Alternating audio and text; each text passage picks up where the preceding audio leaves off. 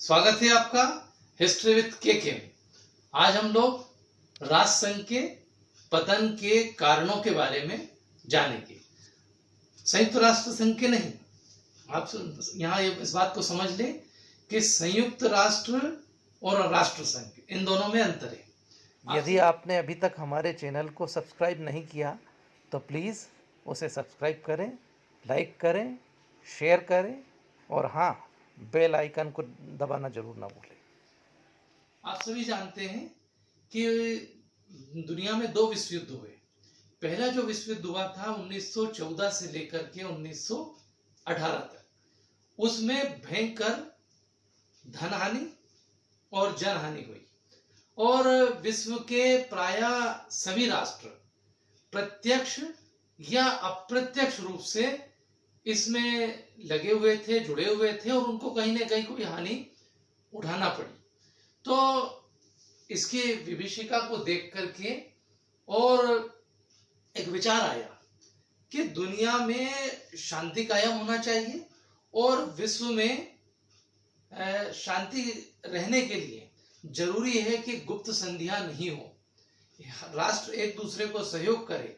इस तरह का विचार जो आया वो था अमेरिका के राष्ट्रपति वुडरो विल्सन के दिमाग में।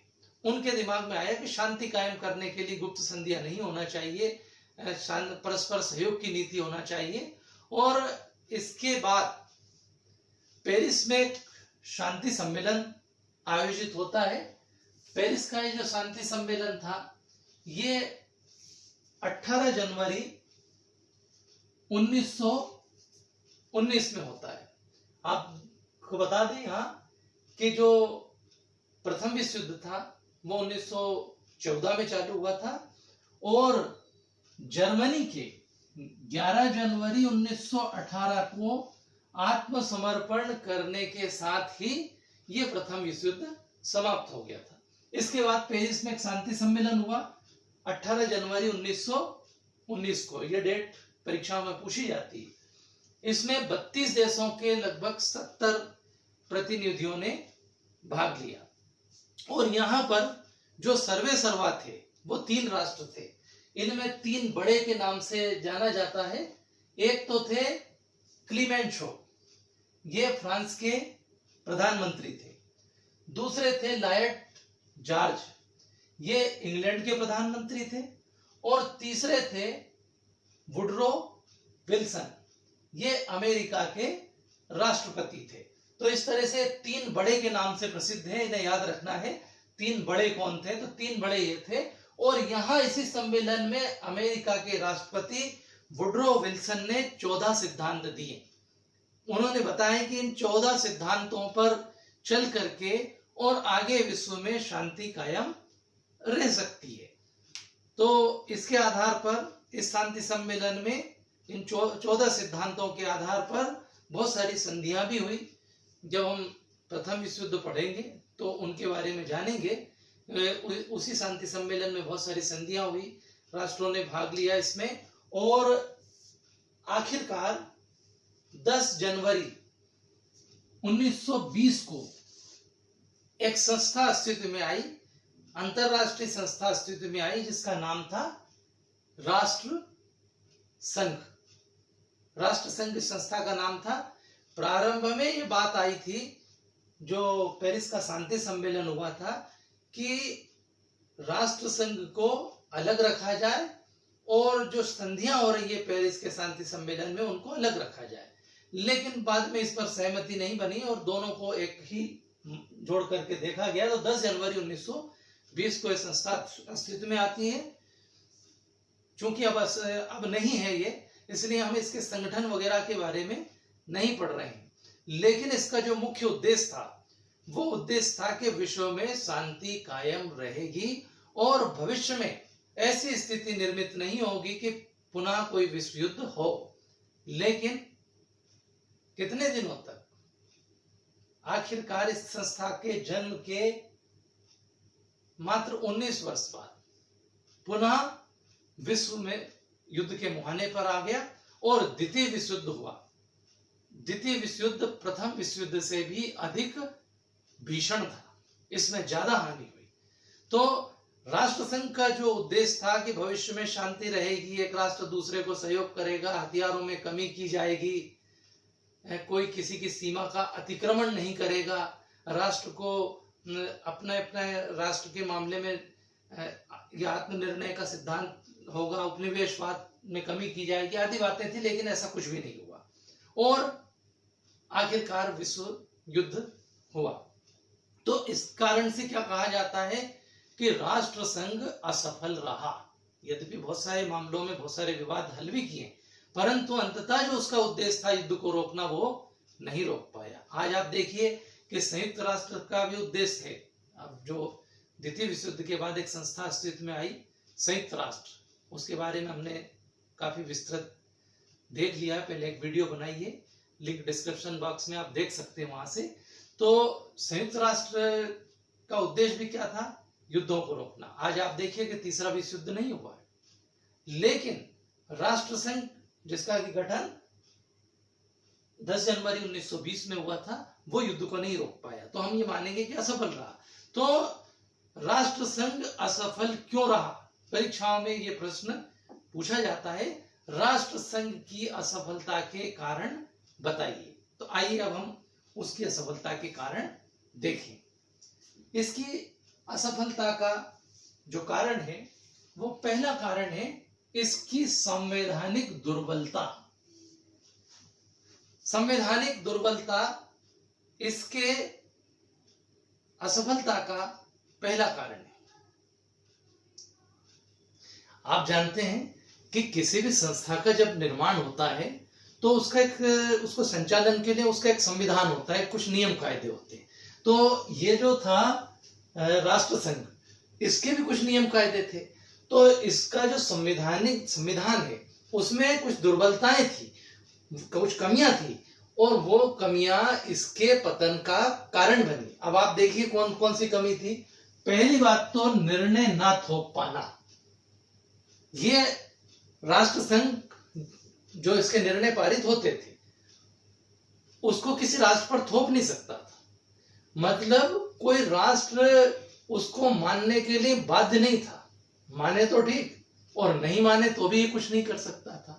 जिसके कारण क्या हुआ कि राष्ट्रसंघ के बहुत से ऐसे निर्णय थे जिनकी बाकी राष्ट्रों ने अवहेलना की, उनको नहीं माना। नतीजा क्या हुआ कि यह असफल हुआ। दूसरा, इसके संविधान में एक दुर्बलता यह थी कि इसकी सेना नहीं थी अपनी। जैसे उसने कोई निर्णय पारित किया या कोई राष्ट्र उसके सिद्धांतों के विपरीत कार्य कर रहा है, मान लीजिए कि वो चाहता है कि शांति स्थापित रहे विश्व में और इसके लिए युद्ध ना हो, लेकिन कोई राष्ट्र दूसरे राष्ट्र पर आक्रमण करती, ऐसी दशा में उसको रोकने के लिए, उस आक्रमण को रोकने के लिए, उस राष्ट्र को पीछे हटाने के लिए इसके पास कोई सेना नहीं थी। जबकि आज आप देखिए संयुक्त राष्ट्र जो है उसके पास अपनी सेना है, जो उसके मित्र, जो उसके सदस्य राष्ट्र है, मित्र नहीं बल्कि सदस्य राष्ट्र हैं, उनकी से वो सेना की मांग कर सकता है। लेकिन राष्ट्रसंघ के पास ऐसी कोई सेना नहीं थी, और इसी का कारण था कि जब तानाशाहों ने इसको नहीं माना और दूसरे राष्ट्रों पर आक्रमण किया, तो उनको उन आक्रमणों को रोक पाने के लिए राष्ट्रसंघ कुछ नहीं कर पाया, जैसे जर्मनी, इटली आदि। तीसरा, आय के साधन ना होना। इसके पास अपनी आय के कोई साधन नहीं थे। ये दूसरे जो सदस्य राष्ट्र थे उनकी आय के ऊपर पूरी तरह से निर्भर था। तो अपनी कोई आय के साधन नहीं होने के कारण भी ये असफल रहा। चौथा, अपराधी घोषित करने के लिए सर्वसम्मति जरूरी थी। यानी किसी राष्ट्र ने कोई अपराध किया है, किसी दूसरे राष्ट्र पर आक्रमण किया है, उसकी सीमा को दबाया है, राष्ट्रसंघ के जो सिद्धांत थे उनका उल्लंघन किया है, तो ऐसे राष्ट्र को अपराधी घोषित करने के लिए सदस्य राष्ट्रों की सहमति जरूरी थी। तो और ऐसी दशा में क्या हुआ, सदस्य राष्ट्रों ने प्रायः ऐसे मामलों में चुप्पी साध ली। तो नतीजा यह हुआ कि राष्ट्रसंघ असफल हुआ। तो पहला कारण हम मानेंगे संवैधानिक दुर्बलता, और उसके अंतर्गत हमने बहुत सारी बातें देखी। दूसरी बात थी इसमें सदस्य राष्ट्रों की स्वार्थपरता। इसके जो सदस्य राष्ट्र थे उनके अपने अपने स्वार्थ थे और स्वार्थवश बहुत सारे मामलों में वो गलत होता हुआ भी यदि देखते थे तो चुप रहते थे। जैसे फ्रांस था, तो फ्रांस क्या चाहता था कि पेरिस के शांति सम्मेलन में जो संधियां हुई है, खासकर वर्साई की संधि, वो यथावत चलती रहे कैसे भी। इसी तरह से इंग्लैंड जो था उसके अपने व्यापारिक हित थे, तो इंग्लैंड अपने व्यापारिक हित देख रहा था, फ्रांस उन संधियों को देख रहा था। तो इसमें राष्ट्रों के अपने कहीं न कहीं स्वार्थ थे और उस स्वार्थ के कारण राष्ट्रसंघ असफल हुआ। तीसरा कारण है सदस्यता का सीमित क्षेत्र होना। इसकी सदस्यता व्यापक नहीं थी। पहली बात तो पेरिस के शांति सम्मेलन में ही अगर देखें तो जो पराजित राष्ट्र थे, प्रथम विश्व युद्ध में जो पराजित राष्ट्र थे, उनको इसका सदस्य नहीं बनाया गया। जर्मनी तो बहुत बाद में बना और बाद में उसने भी सदस्यता को त्याग दिया, लेकिन जो पराजित राष्ट्र थे उनको सदस्य नहीं बनाया। तो एक तो वो ही अलग हो गए। दूसरा, रूस चाहे इनकी तरफ था, लेकिन रूस को भी साम्यवाद के खतरे के कारण उसको अलग थलग रखा।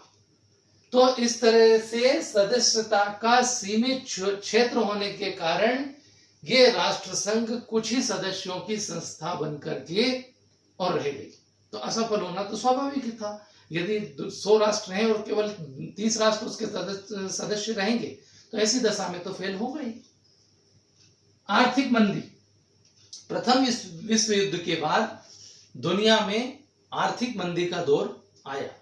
अब आर्थिक मंदी पर हम एक वीडियो बनाएंगे अलग से। 1929 में आर्थिक मंदी आई थी, 1929 और 30 में। इस आर्थिक मंदी में दुनिया के लगभग सब राष्ट्रों में बेरोजगारी की स्थिति थी। माल का खूब उत्पादन हो रहा था, लेकिन उसके बावजूद लोगों की जेब में खरीदने के लिए पैसा नहीं था।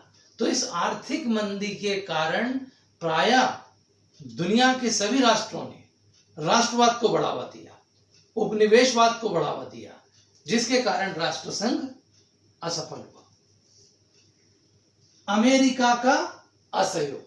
आप कहेंगे कि इसका तो जन्म ही अमेरिका के राष्ट्रपति वुडरो विल्सन के 14 सिद्धांतों के आधार पर हुआ था।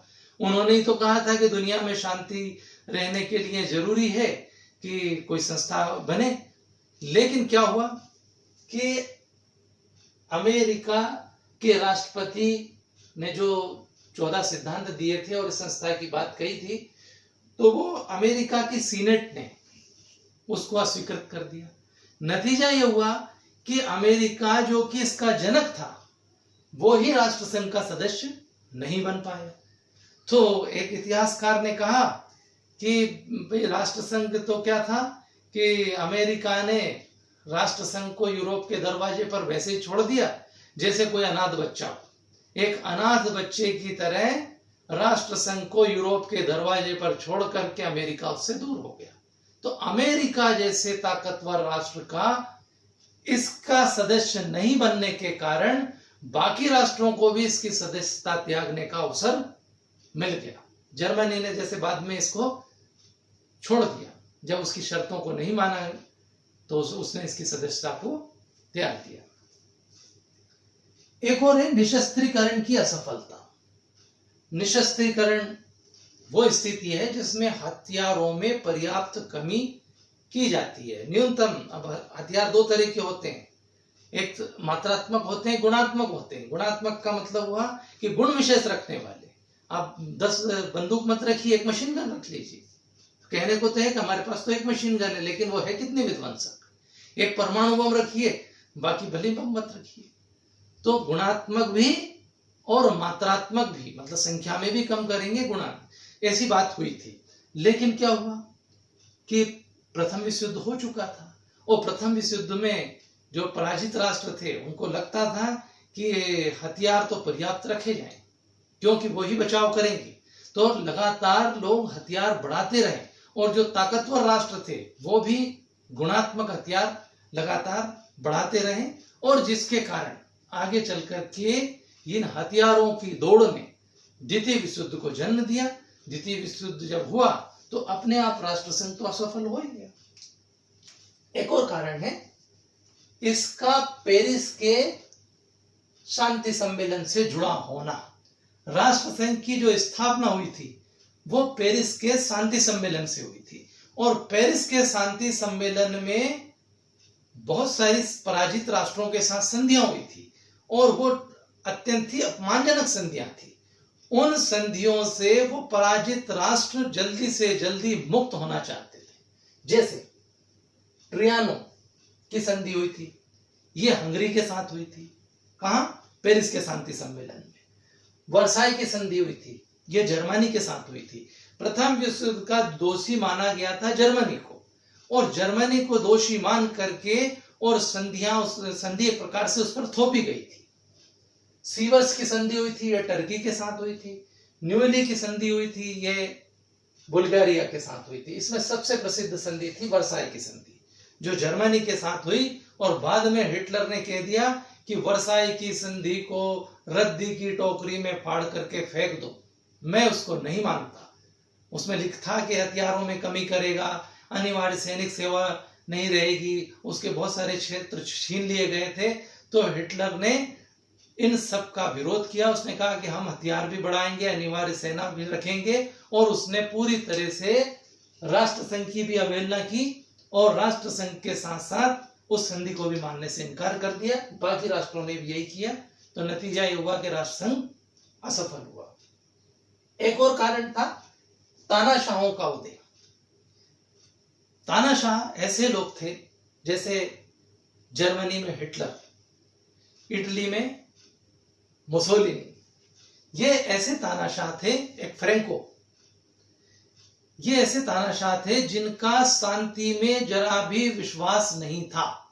उन्हें शांति से कोई लेना देना नहीं था। वो चाहते थे कि युद्ध हो, और युद्ध में उनका विश्वास अधिक था। तो स्वाभाविक है कि उनका शांति में विश्वास नहीं था, तो वो ऐसी शांतिवादी राष्ट्रसंघ में विश्वास क्यों करेंगे। तो उन्होंने सबसे पहले राष्ट्रसंघ की अवहेलना की, उसको नहीं माना, और वो ताकत के दम पर, युद्ध के दम पर राष्ट्र का फैसला करना चाहते थे।